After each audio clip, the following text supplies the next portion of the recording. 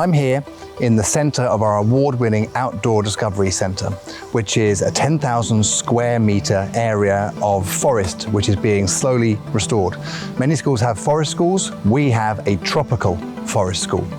Now, one of the opportunities that we have in our fantastic campus is for student leadership, and there are opportunities everywhere.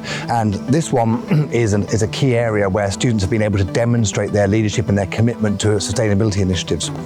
Obviously, there are the house areas that they have in here as part of the Green Business Challenge, but actually there is significant leadership opportunities through the ODC co-curricular program and the JIS program, where we have hundreds of students throughout the course of the year contributing to reduce our consumption and also to reduce our carbon footprint. This area was an area of degraded scrubland.